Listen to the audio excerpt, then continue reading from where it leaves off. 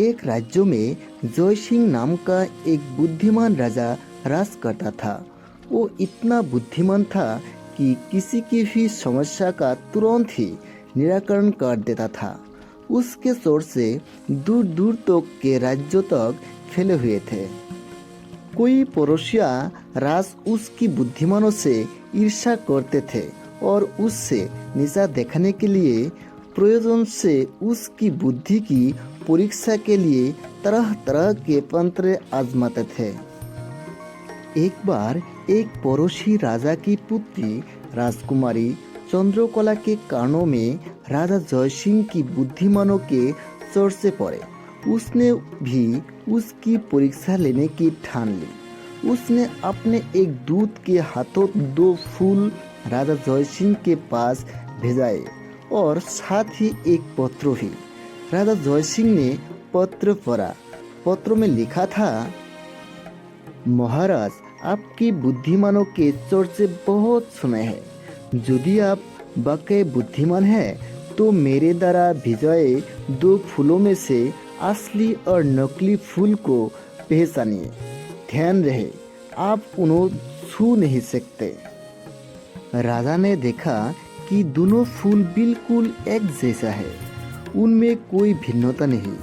कुछ देरी विचार करने के बाद राजा ने अपने एक सेवक को महल की खिड़कियां खोलने की आदेश दिया।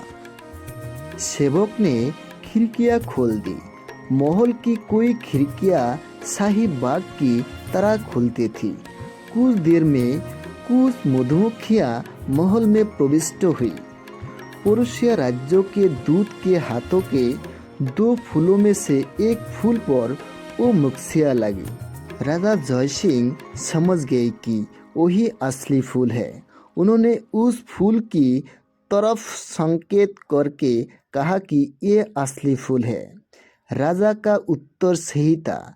दरबार में राजा की बुद्धिमानों की प्रशंसा होने लगी।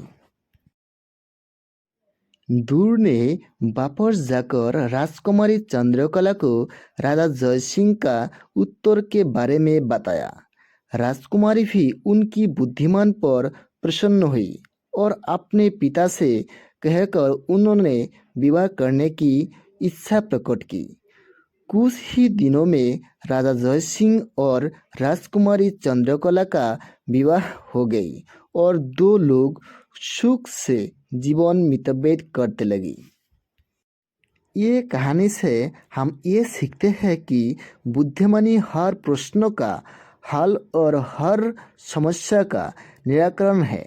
इसलिए जब भी कोई प्रश्न या समस्या सामने है तो बुद्धि का प्रयोग करें।